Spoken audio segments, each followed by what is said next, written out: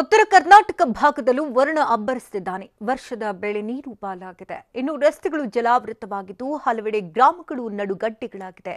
ಅಕಾಲಿಕ ಮಳೆ ಭಾರೀ ಅವಾಂತರವನ್ನೇ ಸೃಷ್ಟಿ ಮಾಡಿದೆ.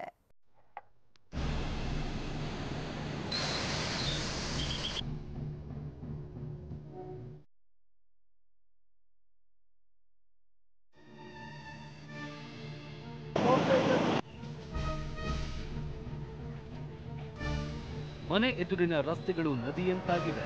ನಡು ರಾತ್ರಿಯಲ್ಲೂ ಮಳೆಗೆ ನೀರು ನುಗ್ತಿದೆ. ವರ್ಷ ಪೂರ್ತಿ ಬೆಳೆದ ಬೆಳೆ ಸಂಪೂರ್ಣ ಜಲಾವೃತಿಯಾಗಿವೆ. ವರುಣನ ಅಬ್ಬರ ಜನರ ನೆಮ್ಮದಿಯನ್ನೇ ಕಿತ್ತುಕೊಂಡಿದೆ.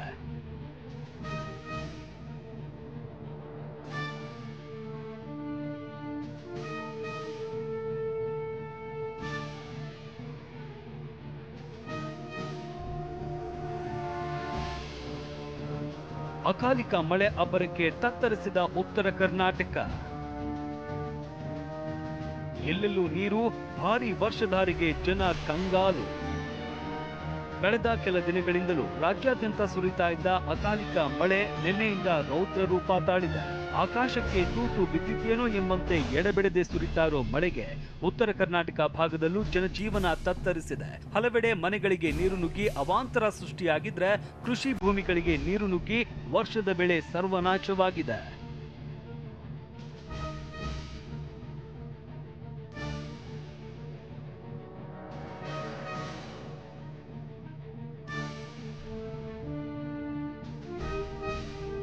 ಅನ್ನದಾತರ ಅನ್ನವನ್ನೇ ಕಿತ್ತುಕೊಂಡ ಭಾರೀ ವರ್ಷಧಾರೆ. ಅಬ್ಬರಿಸ್ತಾರೋ ಮಳೆರಾಯ ಅನ್ನದಾತರ ವರ್ಷದ ಅನ್ನವನ್ನೇ ಕಿತ್ತುಕೊಂಡಿದ್ದಾನೆ.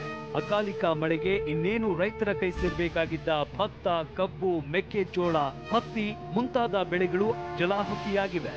ಹಾಗಿದ್ರೆ ಉತ್ತರ ಕರ್ನಾಟಕ ಭಾಗದ ಯಾವ್ಯಾವ ಜಿಲ್ಲೆಯಲ್ಲಿ ಎಷ್ಟೆಷ್ಟು ಬೆಳೆ ಹಾನಿಯಾಗಿದೆ ಅಂತ ನೋಡೋದಾದ್ರೆ,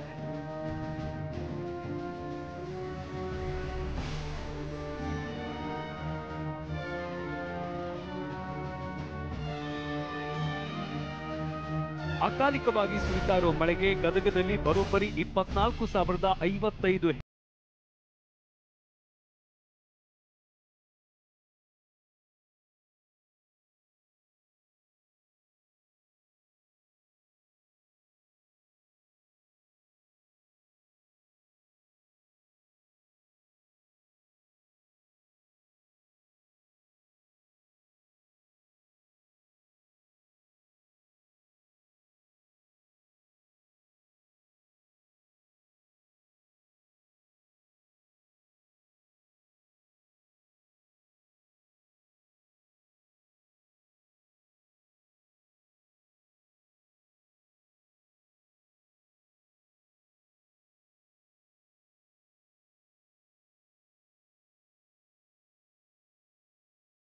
ಕನ್ನಡದ ಉತ್ತರ ಕನ್ನಡ ಜಿಲ್ಲೆಗಳಾದಂಥ ಧಾರವಾಡ, ಹಾವೇರಿ, ಗದಗ, ಕೊಪ್ಪಳ, ವಿಜಯನಗರ, ಬಳ್ಳಾರಿ, ಬಾಗಲಕೋಟೆ, ಬೆಳಗಾವಿ ಸೇರಿದಂತೆ ಎಲ್ಲ ಪ್ರದೇಶಗಳಲ್ಲಿ ಸರ್ವೇ ಸಾಮಾನ್ಯವಾಗಿ ಮಧ್ಯಮದಿಂದ ಹೆಚ್ಚಿನ ಮಳೆ ಆದಂಥ ಎಲ್ಲ ಲಕ್ಷಣಗಳಿವೆ. ಎರಡನೇದಾಗಿ ಈ ಮೋಡ ಕವಿದ ವಾತಾವರಣ ಮತ್ತು ತಂಪು ವಾತಾವರಣ ಇನ್ನೂ 4-5 ದಿನ ಅಂದರೆ ನವೆಂಬರ್ 23, 24ನೇ ತಾರೀಕುವರೆಗೂ ಮುಂದುವರಿಯಲಿದ್ದು, ಒಟ್ಟಿನಲ್ಲಿ ಕಳೆದ ಕೆಲ ದಿನಗಳಿಂದ ಸುರಿತಾ ಇರೋ ಮಳೆ ಈಗಾಗಲೇ ಜನರ ನಿದ್ದೆಗೆಡಿಸಿದೆ.